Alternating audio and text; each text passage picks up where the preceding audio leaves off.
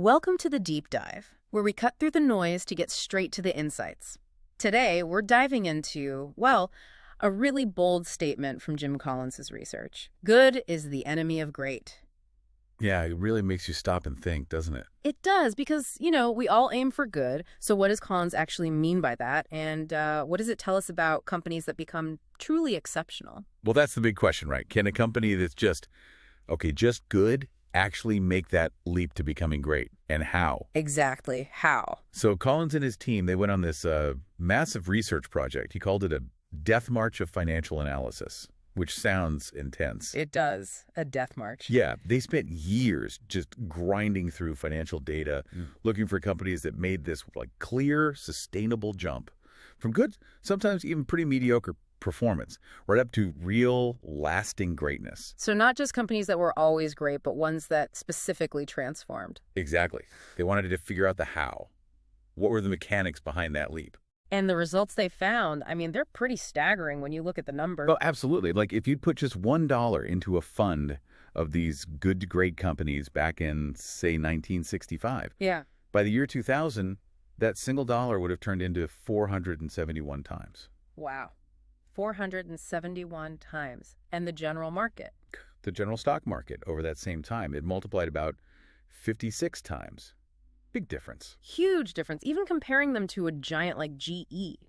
GE beat the market by, 2.8 times after its transition? Right, which is impressive in itself. But these good to great companies, on average, beat the market by 6.9 times in the 15 years after their transition point. So it wasn't just a blip, it was a fundamental shift. Something really changed inside these companies. Precisely. It wasn't just getting a bit better each year, it was a leap. And the research boiled it all down to this core idea. A process of buildup followed by breakthrough. Buildup, then breakthrough. Okay. Yeah. And it unfolds in roughly 3 stages. Disciplined people, then disciplined thought, and finally disciplined action. And sort of wrapped around all of that is this concept they call the flywheel. Okay, so disciplined people, thought, action, and the flywheel. Lots to unpack there. Where do we start? Let's start right at the top with leadership. It's the first finding, and honestly, maybe one of the most surprising, level 5 leadership. Right, because when you think great leader, you often picture someone really charismatic, maybe a bit flashy, larger than life. Yeah, the sort of celebrity CEO type. But that's not what they found at the helm of these companies during the key transition years. So what did they find instead? They found leaders who had this unusual combination. On one hand, extreme personal humility, like really modest people. Okay, humble. But on the other hand, intense professional will, a fierce drive, a dedication to get things done, but for the company, not for themselves. Humility and will, that's an interesting mix. How does that work? Well, take Darwin Smith at Kimberly-Clark. He became CEO in '71. He was this mild-mannered in-house lawyer. He apparently even told the board they might have made a mistake picking him. Huh. Not exactly brimming with public confidence then. Not outwardly, no. As if. But this same quiet guy made this incredibly bold, gutsy move. He decided Kimberly-Clark had to sell its traditional paper mills. Wow, that must have been the core business for ages. It was. But he and his team looked at the brutal facts and decided that business was, quote, doomed to mediocrity. Okay. So what did they do instead? He bet the farm, basically. Yeah. Poured everything into consumer paper products, things like Huggies and Kleenex, going right up against giants like P&G. That took serious will. Absolutely. Yeah. And his quote later was something like, "I never stopped trying to become qualified for the job." That perfectly captures that humility plus will. The ambition wasn't for himself. It was for the company. That seems to be the key difference, right? Compared to more egocentric leaders. Exactly. You see these level 4 leaders awfully very charismatic, very effective, but their ambition is ultimately more about them. Think of Stanley Galt at Rubbermaid. He called himself a sincere tyrant. Right. I remember reading his quotes were full of I this and I that. Yeah, way more I than we. Or Al Dunlap, Chainsaw Al, at Scott Paper. Made a fortune in under 2 years by slashing and burning, prepping it for sale. Great for him, maybe not so much long-term for the company itself. And often after those kinds of leaders leave, the company doesn't sustain the greatness, right? Like Lee Iacocca at Chrysler. His fame went up, but the company kind of lagged. Precisely. Whereas these level 5 leaders, they were often insiders, like Smith or Coleman Mockler at Gillette, George Kane at Abbott, quietly building, Their drive was for the company's success, enduring success. Like David Maxwell at Fannie Mae giving up millions in retirement pay for the company foundation. Yeah. That's putting the company first. That's level 5 ambition. Seemingly ordinary people producing extraordinary results, quietly. Okay, so that humble yet driven leadership sets the stage. What's the next step these leaders took? This is another really counterintuitive one. First who, then what? First who, then what? So people before strategy. Exactly. The conventional wisdom is figure out your vision, your strategy, then get the people to make it happen. Right. Decide where the bus is going, then get the drivers and passengers. But the good to great leaders flicked that completely. They focused first on getting the right people on the bus, getting the wrong people off the bus, and getting the right people in the right seats. Then they figured out where to drive the bus. So it's not just people are your most important asset, it's the right people are. That's the crucial distinction. Why? Because if you start with the who, you can adapt more easily when the what needs to change. The right people are self-motivated. They don't need heavy managing. And if you have the wrong people. If you have the wrong people, it doesn't matter how great your strategy is, you likely won't become a great company. Makes sense. Yeah. Any examples jump out? Well, look at Wells Fargo compared to Bank of America back then. Wells Fargo, under leaders like Dick Cooley and Carl Reichardt, was absolutely rigorous about getting top talent. They built this team of, equal partners who would argue fiercely over ideas. Okay, high standards, debate encouraged. Yeah. Bank of America, at the time, had more of a weak general, strong lieutenants model. Managers kind of waited for orders, less debate, less initiative, perhaps. And this first two approach, it's not about being ruthless with layoffs, is it? No, it's about being rigorous in selection and evaluation. The mantra was, when in doubt, don't hire, keep looking. It's about patience and high standards. Like Packard's Law, you can't grow revenue faster than your ability to get enough of the right people. Exactly. And think about Coleman Mockler at Gillette. He apparently spent over half his time in his first 2 years just getting the management team right. Wow, 55%. That's a huge focus. Or Nucor, the steel company, they had pretty high turnover initially for people who didn't fit their work ethic. But once they got the right folks, very low turnover. People stayed. Because they were the right people, like that Kimberly-Clark executive, Dick Appert. He'd spent his whole career in the paper division they sold off. Yeah, but he fully backed the decision. Why? Because he trusted the team and believed it was the right thing for the company's greatness, even if it meant his division was gone. That kind of commitment only comes when you have the right people who genuinely want the whole enterprise to succeed. They even enjoyed working together, became friends. Right. And having that cohesive team, those right people all facing the same direction, allows you to do the next crucial thing. Which is? To confront the brutal facts, but at the same time, never lose faith. This is the Stockdale Paradox. Ah, yes, named after Admiral James Stockdale, the POW in Vietnam. Right. He was the highest-ranking U.S. officer in the Hanoi Hilton, imprisoned for, 8 years? Yeah, an incredibly long, brutal time. And he said the key to survival was this duality. Yeah. You absolutely had to confront the brutal reality of the situation. No pretending, we're not getting out by Christmas. Deal with it. Face the harsh truth. But at the same time, you had to maintain this unwavering faith that you would prevail in the end, that you would get out someday and turn the experience into something meaningful. And he noticed it was the optimists who didn't make it. Yeah, the ones who kept saying, we'll be out by Christmas, and then Christmas would come and go. Then we'll be out by Easter. Easter would come and go. They died of a broken heart, he said. They couldn't handle the disappointment because they weren't grounded in reality. Wow. So how does that translate to business? Blind optimism can be dangerous. It can be fatal. You have to confront the difficult truths about your market, your competition, your own weaknesses. But you also need that core belief that you can find a way to succeed. Look at Kroger versus A&P. Two old grocery giants, right? Yeah. Facing massive changes in the industry. Exactly. Both knew the world was changing. Kroger confronted that brutal truth. They systematically analyzed every store, region by region, and basically rebuilt their entire model, exiting places where they couldn't win. Took the medicine? They did. A&P, on the other hand, their CEO apparently saw himself as the reincarnation of the founder, believed in the 100 years of success mantra. They had internal data, these experimental golden key stores, that showed a new way forward. But they ignored it. Pretty much stuck their head in the sand. Didn't confront the brutal facts. And we know how that story ended for A&P. So how do you actually create a climate where people feel safe to bring up those brutal facts? especially to a powerful leader. Collins found 4 main practices. 1. Lead with questions, not answers. Like Alan Wurtzel at Circuit City, known for asking his board more questions than they asked him. Gets people thinking, opens dialogue. Instead of just telling everyone what to do. Okay. 2. Engage in dialogue and debate, not coercion. Think of Ken Iverson's sometimes chaotic meetings at Nucor, loud arguments, but focused on finding the best answers, not proving who was right. Healthy conflict. 3. Conduct autopsies, but without blame. When something goes wrong, figure out why. Learn from it, don't just point fingers. Joe Coleman at Philip Morris was known for taking responsibility publicly. Builds trust. And 4, build red flag mechanisms, systems that make it easy for uncomfortable truths to surface. Like Collins used a red flag in his own class students could raise.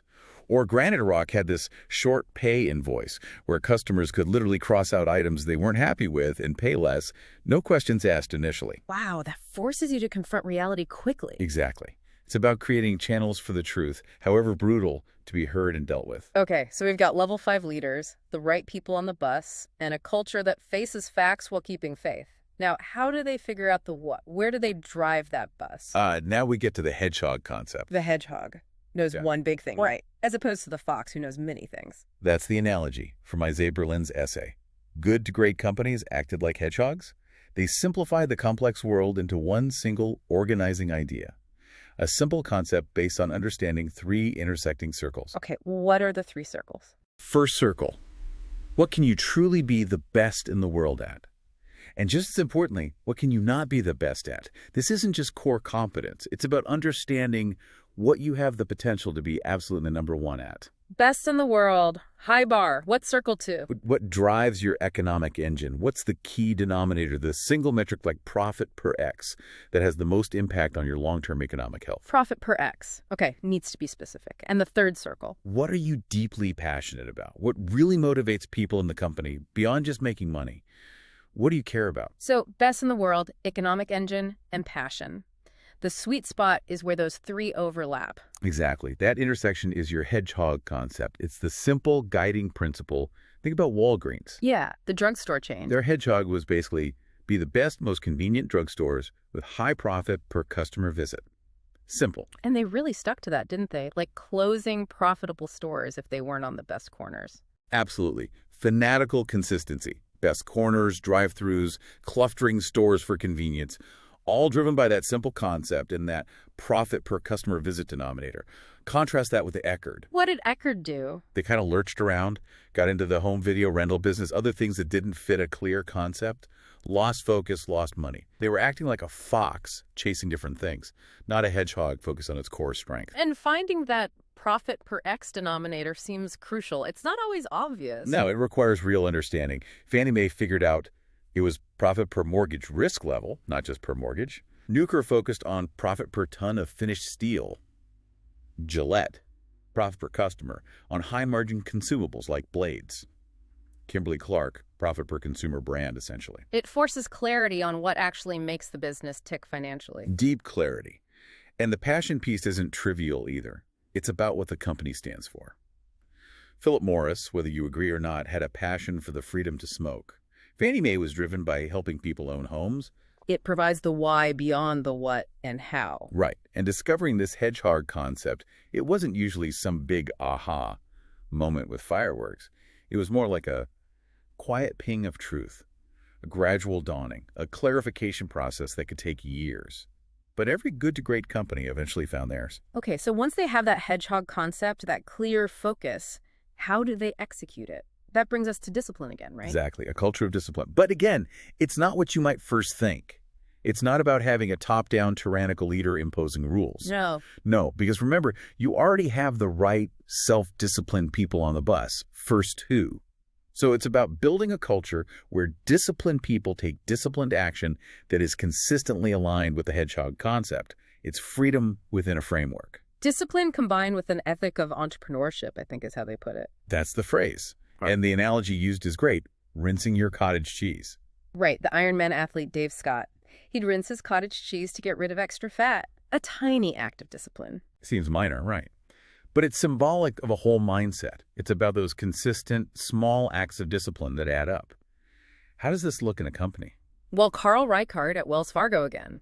He was famous for it. Freezing executive salaries, closing the fancy dining room, selling the corporate jets. Getting rid of free coffee for executives, banning potted plants because they cost money to water. Huh. Talk about rinsing the cottage cheese. Leading by example. Totally.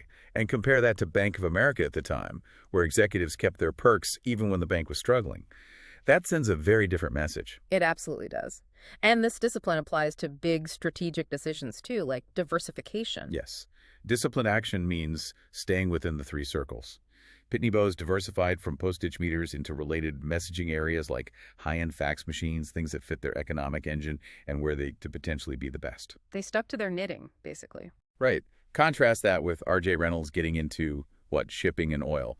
Acquisitions driven maybe by ego or connections, not by a disciplined adherence to a clear hedgehog concept about tobacco or consumer goods. Undisciplined. Nucor seems like another prime example of this culture. Oh, absolutely. Their whole system was built on discipline and aligning everyone's interests. High pay, but tied directly to team productivity. Executive taking bigger pay cuts than workers in bad times.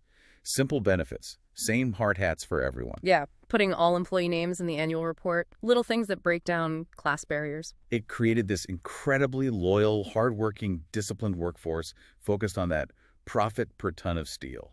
Hedgehog.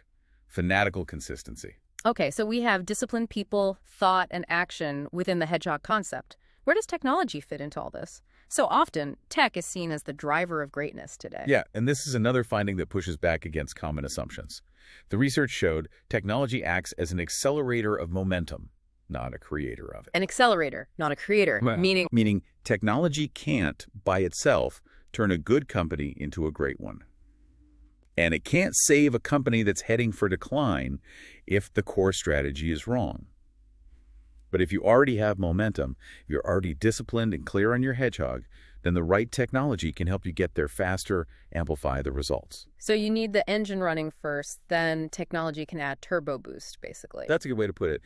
Think about Walgreens again. During the first dot-com bubble, they were already using tech smartly, like your intercom system connecting all pharmacies. Right. When the internet exploded, they didn't panic. They carefully considered how it fit their hedgehog convenience and profit per customer visit. They experimented, integrated online stuff with their physical stores. It accelerated what they were already doing well. Compared to someone like drugstore.com. Exactly. Drugstore.com had all the hype, tons of funding, moved fast, but it didn't have a well-developed hedgehog concept to accelerate. It was trying to create momentum with technology alone, and it stumbled badly, losing tons of money. And history is full of examples where the tech pioneers didn't win, right? Absolutely. VisiCalc was first, but Lotus 123 took over, then Excel. Osborne made the first portable computer, but Dell and Sony won long-term. De Havilland had the first jetliner, the Comet, but Boeing won with the 707 by focusing relentlessly on reliability and economics, things within their grasp. So the good to great companies weren't necessarily tech laggards, but they weren't driven by fear of missing out either. Precisely. They were pragmatic pioneers. They adopted technology only when it clearly fit their hedgehog concept and could accelerate momentum they were already building. Unlike comparison companies that sometimes jumped on tech bandwagons without that underlying strategic clarity. Like the U.S. military in Vietnam having superior tech but lacking a coherent, winnable strategy. That's the analogy Collins uses. Tech amplifies underlying forces. It doesn't substitute for disciplined thought and action. Okay, so all these pieces, level 5, first 2, brutal facts, hedgehog, discipline, technology, accelerators, how do they all fit together to create that final breakthrough? This brings us to the flywheel, right? Yes, the flywheel wraps around everything. And it explains why these transformations often look sudden from the outside, but feel gradual and organic on the inside. Because it wasn't one single big push. No. There was no miracle moment, no single killer app, no grand program that suddenly changed everything. Yeah. It was like pushing a giant heavy flywheel. Hard to get started. Incredibly hard at first. You push and push, maybe it moves an inch. Then you keep pushing consistently in the same direction, turn after turn. Eventually it starts to build momentum. Each turn gets a little easier, adds more energy. You keep pushing, it goes faster, until at some point, click, it hits breakthrough speed. It's spinning almost under its own power. So the breakthrough is just a consequence of all the consistent, disciplined pushes that came before. Exactly. Think about Kroger's turnaround. The CEO, Jim Herring, specifically avoided big, rah-rah motivational campaigns. No hoopla. Because he knew motivation follows results. He focused on just relentlessly turning the flywheel, closing bad stores, building better ones, improving systems, step by step by step. Each step provided tangible evidence that the plan was working. And that built buy-in and confidence. Yes. People saw the results, saw the momentum building, and got energized by that. The flywheel itself becomes the motivator. Nucor's story fits this too, right? Their success wasn't overnight. Not at all. They started pushing their flywheel way back in 1965, just trying to avoid bankruptcy by building their first mini mill. They kept pushing, building more mills, improving processes, fostering that unique culture. And slowly built momentum. Yeah, by 1975, they had enough momentum that they realized, hey, we could actually become the most profitable steel company in America. But it took another 2 decades of pushing that flywheel to fully achieve that. Wow. Decades of consistent effort. What about managing short-term pressures, like from Wall Street? The flywheel helps there too. It does, because you're building tangible results over time. Abbott Laboratories had a clever way. They used internal goals, blue plans, that were higher than the goals they communicated publicly. Okay, why? So they could consistently meet or beat Wall Street expectations, relieving that pressure while channeling the extra performance, the difference, into funding new innovations and future growth initiatives, systematically building for the long term. Smart. Unlike companies that just hype things up to pump the stock short term. Like Upjohn did with Rogaine, piping it before it was fully proven, which ultimately didn't lead to sustained greatness. The key is the coherence. All the pieces, level 5, who, facts, hedgehog, discipline, tech, way, they all reinforce each other, turn after turn of the flywheel, creating this unstoppable momentum. It's a whole integrated system. So how does this good to great framework connect to the ideas in Collins' other famous book, Built to Last, which looked at companies that were great from the start? Yeah, good to great is essentially the prequel. It explains how companies achieve sustained great results first. Built to Last then looks at how those great companies become truly enduring institutions, lasting for generations. So greatness first, then endurance. What's the extra ingredient for endurance?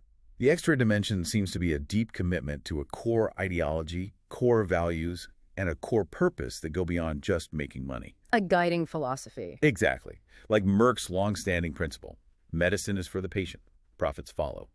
Or the HP way at Hewlett-Packard. Technical contribution, respect for individuals, community responsibility. Profit was important, but not the ultimate point. And this core ideology, it stays fixed while everything else changes. That's the key dynamic. Preserve the core, stimulate progress. The core values and purpose remain constant, providing an anchor. But strategies, practices, markets, products, those change constantly, often radically. Like Walt Disney, his core purpose of bringing happiness to millions stayed the same. Right, but how he did it evolved dramatically, from cartoons to feature films to TV to theme parks. Core purpose fixed, manifestation always changing. And how does the hedgehog concept fit with the big, hairy, audacious goals, the BHGs from Built to Last? Well, the hedgehog concept helps ensure that your BAGs are good BAGs, that they make sense. A BAG isn't just a random giant goal. For an enduring company, it should flow from understanding your 3 circles. So a BAG should stretch you, but still be rooted in what you can be best at, what drives your economics, and what you're passionate about. Precisely. Like Boeing deciding to bet the company on the 707 jetliner. Huge, audacious goal, but it fit their potential to be the best, their understanding of aerospace economics, and their passion for aviation. It was a disciplined audacity. So wrapping this all up, why strive for greatness? Is it just about being bigger or richer? Collins argues, no, not at all. Greatness isn't primarily about size. He mentions the guy who runs his research lab building, Sinasa Mantab, who built a great small business focused on quality and profit per square foot. And it's not even necessarily about working harder, is it? No. The research suggested the people in good to great companies didn't work more hours than people in the comparison companies. They just worked more effectively, more consistently, with more discipline and focus aligned with that flywheel. So ultimately, it comes down to meaning, purpose. I think so. When you're engaged in building something great, something you believe in, guided by these concepts, the right people, facing facts, hedgehog clarity, disciplined action, flywheel momentum, the work itself becomes more meaningful. It's actually more energizing, less draining than settling for mediocrity. Building momentum feeds energy back rather than just consuming it. Exactly. So the encouragement really for anyone listening is to find something you care about your work, a cause, a personal project, and think about how you could apply these ideas to make it the very best it can be. Because these concepts, they are pretty simple and clear when you lay them out. They are simple, straightforward, and applying them, Colin suggests, just makes the whole experience better, more satisfying. So the final thought is, if it's no harder to apply these ideas, if the results are dramatically better, and if the process itself is actually more engaging and fun, well, why wouldn't you go for greatness? Why wouldn't you? That's the question to Yeah. leave people with.